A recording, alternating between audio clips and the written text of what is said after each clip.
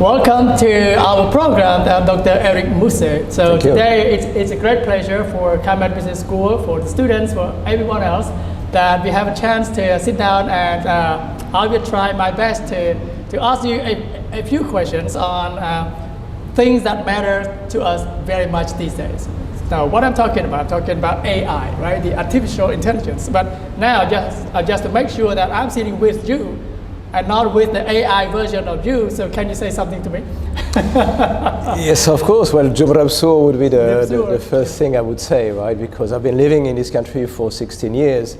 But you know, the most important is the eye contact. That's right. Is what machines and what algorithms will be very uneasy to replace, right? Okay. It will take time. So eye contact is my best proof. Okay, so now that you're looking at me, I know this is you, not the AI version of you. So, okay, so let's get started. Now, Dr. Eric Mousset, I understand that you are probably one of the first graduates in AI. I understand that you got PhD in AI itself back in 1994, so that 30 years basically, right? And then since then you've been working almost every country in Asia, including Cambodia, of course, on projects involving e-governance, e-government, smart city, and all of that. So I just want to make sure that ask you the first question. What is the project that stands out the most for you out of your career until now?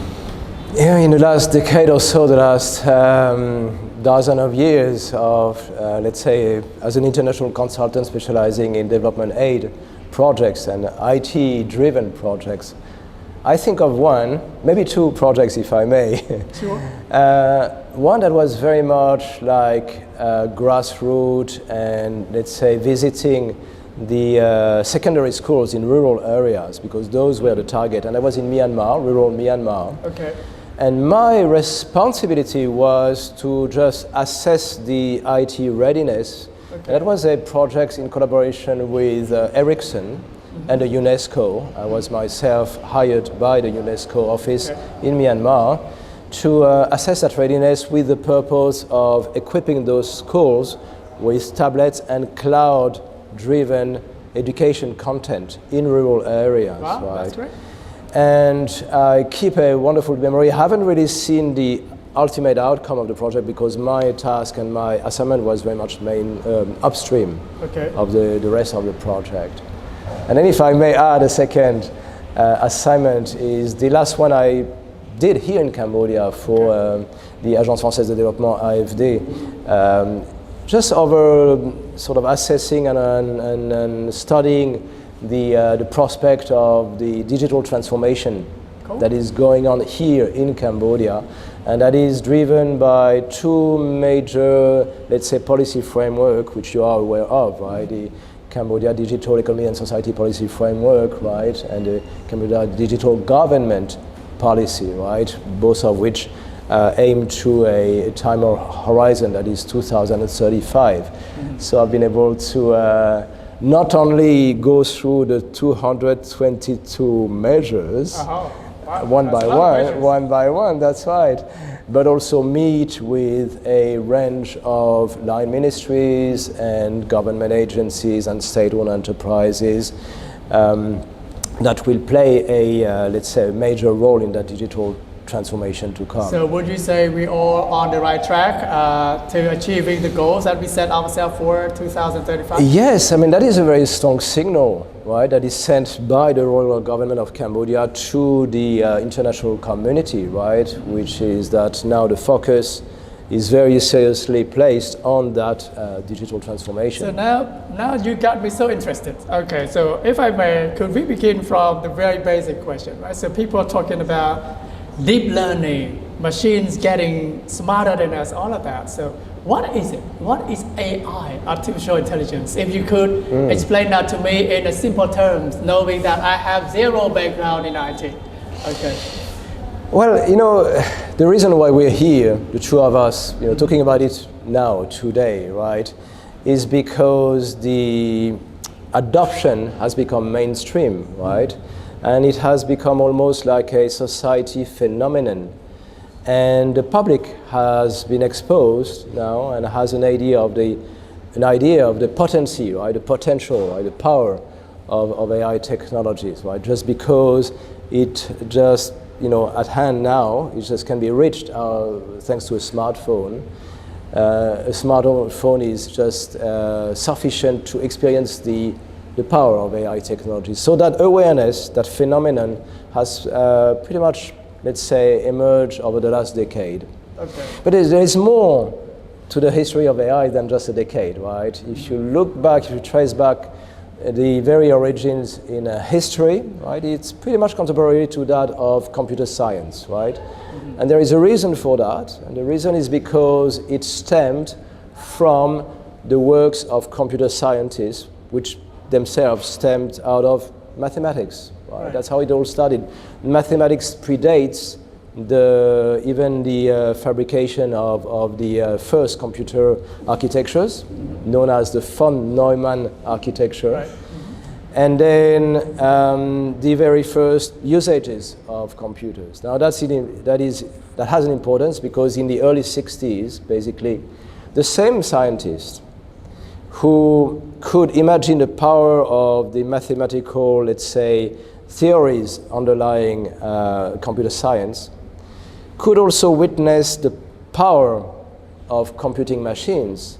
And then they had this intuition that sometime in the future, they were not able to say when, but they knew because of their own scientific, let's say, knowledge, right, and wisdom that someday in the future, right, the artificial intelligence technique would help solve problems which are comparable to what we solve as human beings, namely cognitive abilities, right, and mimic cognitive abilities. And that's when the term was coined. So there's been around about 2 to 3 generations, right? In the 70s, 80s, one main family of technologies were the so-called expert systems, right, which were AI systems that would propagate logical deductions in a network of rules, right? Okay. If then else rules. All right. So now. And then came deep learning. Right. So you're talking about connective ability. That some sort refers to intelligence that we know it as to be. But people say AI only knows enough because we train it enough to know something. Is that true? Is it true that AI only learns what we have trained it to know, or can it also evolve and somehow acquire the ability to think, the ability to reason? Oh, well. And I'm not even talking about the last stage, which is emotion. So what's your take on it? Well, that's a very big question. And what your question refers to is another part of AI, which is, as you said before, known as deep learning, right, which emerged in the 90s and which was, let's say, fine-tuned in the 2000s, 2010s, I mean, even until those days, right? And yes, you're quite right by saying that these are adaptive systems, right? Some of which sort of take inspiration from the brain, but kind of a remote inspiration. Others are just merely statistical techniques, but very powerful statistical techniques. Maybe you have heard about Bayesian inference, right? Now, what those have in common, and you're quite right, is to sort of fine-tune their parameters thanks to data sets, right? Thanks to their exposure to data sets. And what has now become dramatic over the last, let's say, decade or so are 2 factors. One of which is the availability of data streams, right, which is just inflating, right? And also just the computing power, right? I was referring to, of course, the very first computers which would have filled up such a room here, right? Which are now dwarfed by what you have in your mobile phone, right? So the combination of both big data, that is commonly known as big data, the availability of data streams, which grows in volume and in nature and in scope, that's one thing, and computing power, and again, let's say machine learning algorithms and techniques, combination of the 3 factors gives rise to that ability that you're referring to, right, which is to, on certain tasks, at least, And we can elaborate on that later, but at least on certain, let's say, silo tasks, equate the performances of the human mind, or let's say living systems, right, with neuronal assemblies, or sometimes overcome, right, surpass those capabilities, yes. So I think for us, for our students, for example, and for the general public, I guess the best known version of AI would be, a good example of it would be ChatGPT, for example, right? So they ask a question, they go to ChatGPT and all of that, and then they get answers. But sometimes people get confused. They say, sometimes I ask the same question, and if I ask the same question enough of times, I might get different answers. So which is why some experts would say, well, AI is not perfect. So therefore, sometimes it may lead to wrong information, false information, or even fake news that people talked about. So is that true, that AI could lead to fake news? Oh, it certainly could. That is one example, but I would even quote another kind of, let's say, generation of technologies, which is known as generative AI. But I can only see the positive aspects. Just to continue answering your questions about, let's say, ChatGPT. On my second day of usage, it was only a couple of months ago, I spotted a mistake, right? Just a reasoning mistake, and which I indicated to the engine. Right. And the engine apologized about it and recognized his mistake, and just reassured me that it would learn out of it and not repeat it again. And it reformulated its answer, right? So there is some intellectual honesty, so to speak, but intellectual honesty is actually designed, by design, it is also incorporated in ChatGPT, right? And that was not only a single occurrence. On quite a few occurrences, I've actually detected reasoning mistakes and indicated to the engine. So you see, yes, there is a danger of course, these kinds of technologies being used to the extent of producing false news or fake news. But there are also safeguards which are implemented by design in them. Let me continue just, let's say, elaborating more on the other topic, which is generative AI.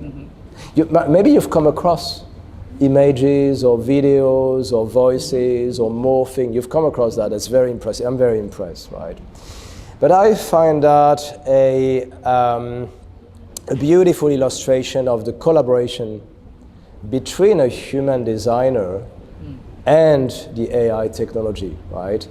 Which can be compared to that of a screenplay writer, of that of a choreographer, a music composer, an orchestra conductor, in the sense that, well, generative is the right adjective, right? The AI, let's say, technology is there to help generate, to help produce the final digital outcome, when the human being is there to express his or her creativity. That's right. You see, there is a distribution of roles here, but the highest role is still pertains to the human being, right, as a creator. Look, that is interesting. If, for example, now you hear on the news, people in Hollywood, the superstars in Hollywood are protesting the use of AI in the production of movies, right? Because a lot of them would say, well, it threatened the jobs of so many people, producers, also actors, actresses, all of that. So with that, of course, we have a concern that AI will and already begun replacing humans as labor.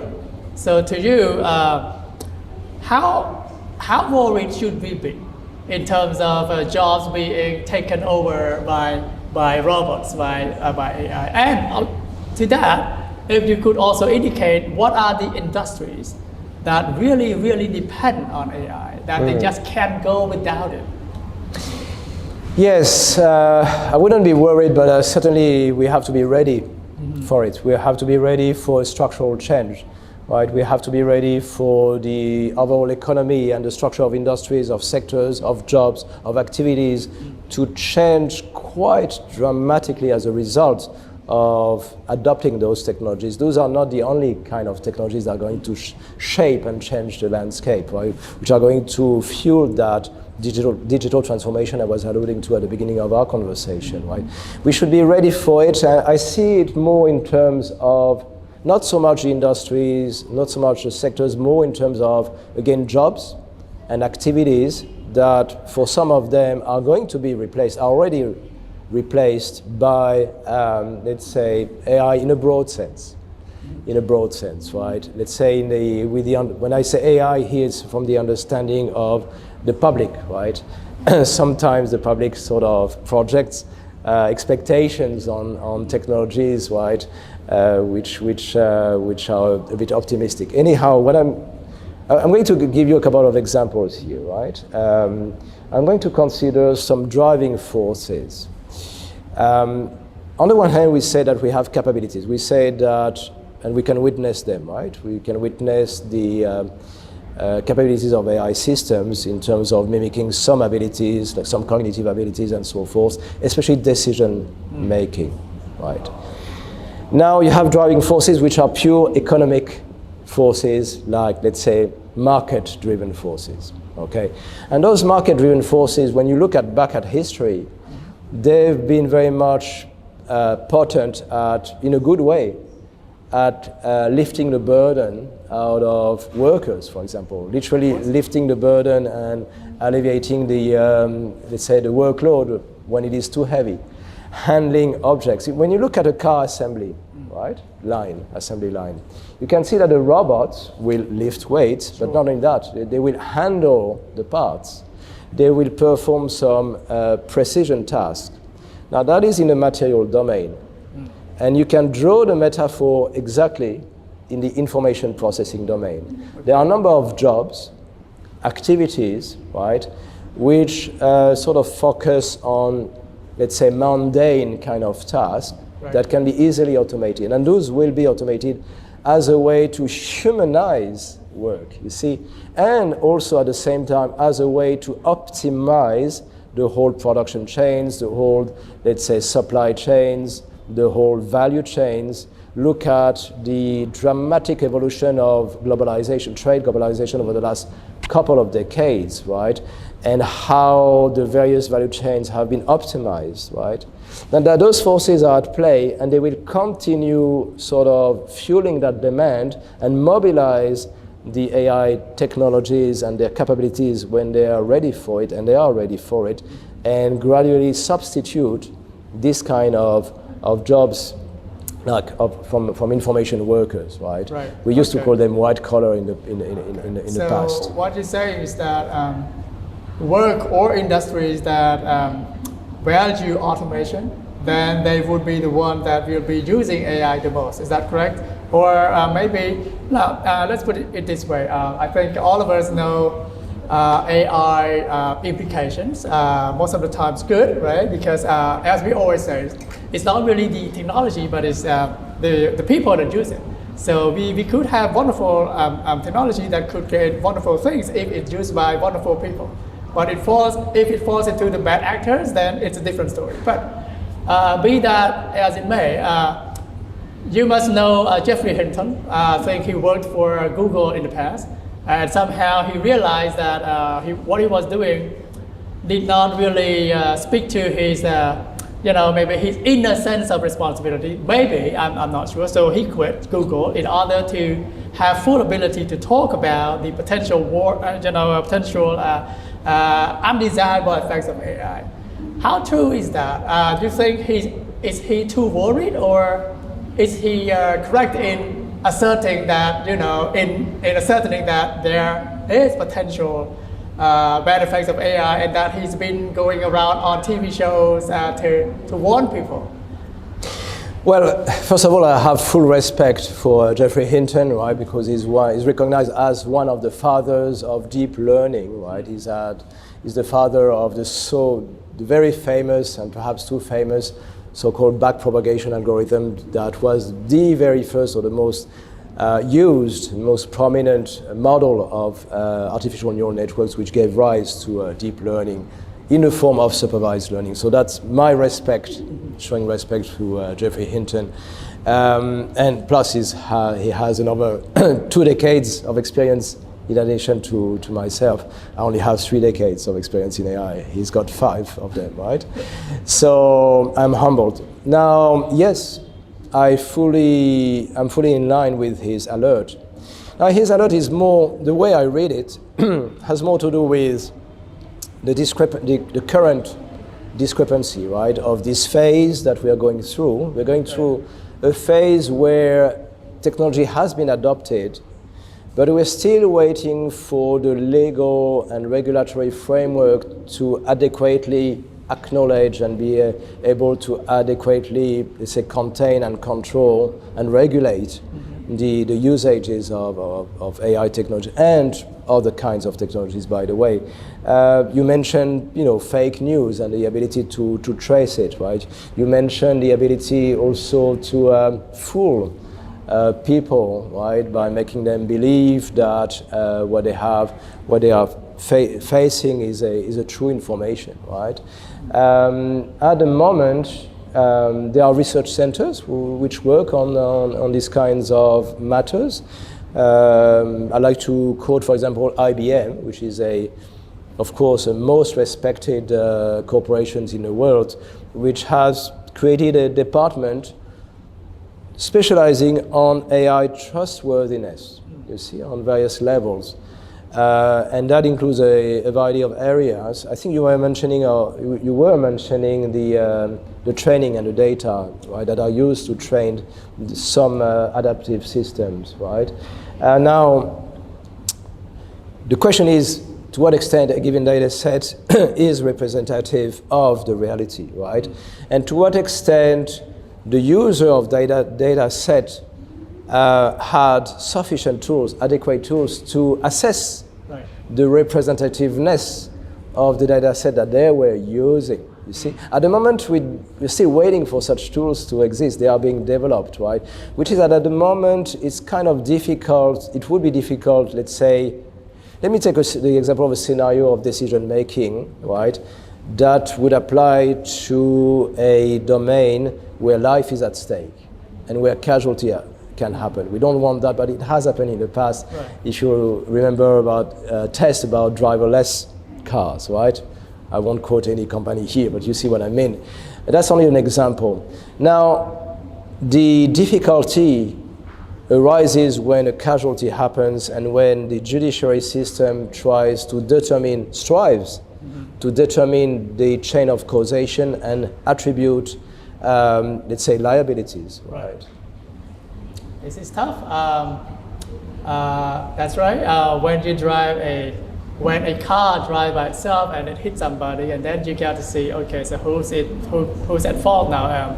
The driver who is doing nothing, or the system? Well, okay, now that would be a great topic for another day. But for today, let me get back, if I may, to the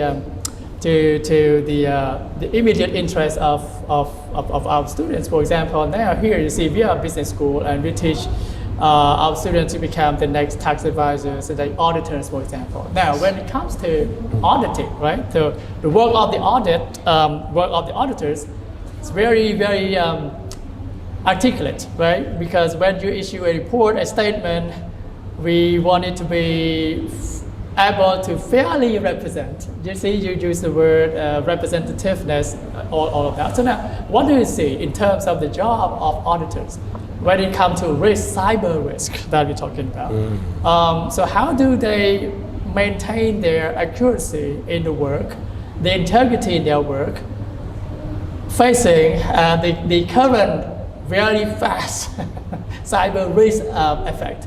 How do they prepare themselves in the time of AI in order for them to be, always good at the work that they do as an auditor? That's right. You're pointing at a very important, considerable risk here.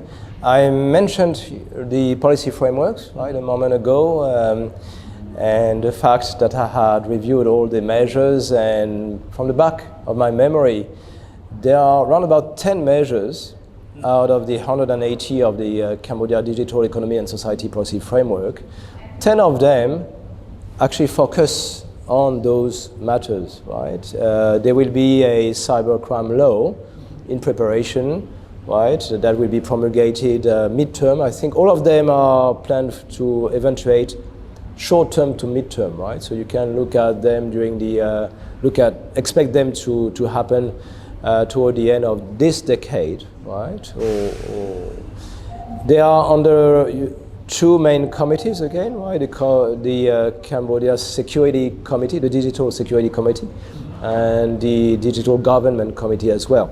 Now, cybercrime law is one of them. Cybersecurity regulation frameworks, right? How those are implemented within the government, how those are implemented within the broader society. All that will be put in place in the next decade.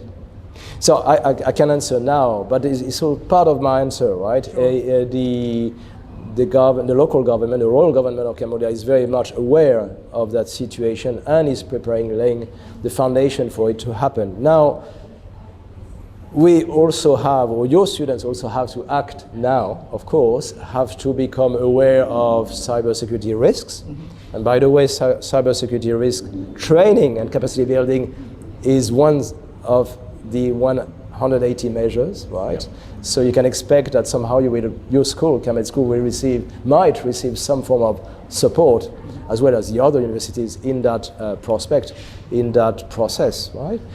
Of course, this is a new kind of threat we're talking about, right? We are talking about, in fact, AI being on both sides of it, right?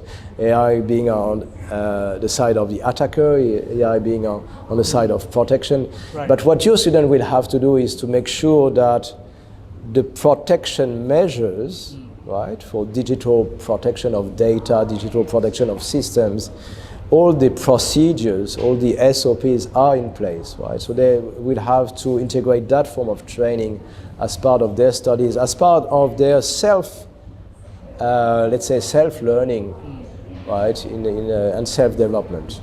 You know, Dr. Mousset, I have 1,000 more questions, but I do realize that you're under a time limit. So maybe my last question to you. Yes, AI is wonderful. We should embrace it, but at the same time, we have to be sure that to what extent we can use it safely, right? So now, sometimes question asks, right? So student asks, can we draw a line in the sand? Can we draw a line in the sand saying this work belongs to us humans, robots, get out of the way? So can you imagine of a demarcation line that say this work will forever be reserved for humans, and the rest, all right, AI, whatever you call it, you can take it, we don't care. Can you do that? Can you draw that line? I give an example, and I will let's say, elaborate on that example, which is that of generative AI, right? I think we are touching on something here, right? Which I even personally could not imagine happen a decade ago. I could not even imagine that the power of AI would be so convincing while producing images, videos, and so forth. But what we are seeing happening again is that the human beings are claiming that right to keep control of, let's say, artistic designs, right? Or to be the designers, right? To be the person in charge of the conception, the creative, cognitive processes, right, of conception, right? So the creative part. That's going to be a bit of a fight between AI and ourselves. I can see that, for example, in areas, I can see that the users will be happy to, let's say, relegate areas such as advertising to AI systems to some extent. There's a good reason why for that, right? And a good reason is because of, let's say, vertical integration and horizontal integration. I was mentioning about optimizing the supply chains, optimizing the trade, right, on a global level. That dynamics will happen, and we can anticipate a period whereby marketing campaigns would be fully automated. The advertising that goes with it will be automated. You were talking about industry and sectors. Let's say booking in the hospitality industry will be also automated. But then creativity, then human beings will claim to express their identity as creative beings, right? On that level. And artistic creativity is one such example. If you look at the history with a capital H, right? Artistic creativity is very much an activity that defines a civilization, that defines a society. Look at the Angkor Empire, right? Look at the Khmer society, right? Look at the artisan works and the transmission of artisan know-how, right? And expertise that has gone through the centuries, right? Look at the demand for authenticity. You see, I think that is already happening where some customers know the value of authenticity, right? And they will, and what we will see increasingly, you were talking about, false news, false information. The counterpart of it is the ability to trace the authenticity, to trace what was created by human, to trace which decisions were made by humans. Maybe I'm a true believer. I truly believe that the day will come when citizens will ask that a given decision can be traced, and all the intermediary decisions can be traced. That's a right to traceability. You see. Okay. Well, it's a fascinating subject, and again, thank you very, very much. And, thanks to you. And I hope that you do have time to return, because I'm sure today we covered some foundational topics on AI, but there are so many other things to discover, so many other things to learn as this AI develops. Now you're talking about ChatGPT-4, people only talk about GPT-5, and what about 6, 7, 8, and then by the time they reach 8, my God, what can we do then? And we will cover in the next topic. And but for today, again, thank you very much, Dr. With great pleasure. It's a big pleasure for us and big honor for me, myself, for you to spend time with us. And I hope to see you very soon. Thank you. Thank you.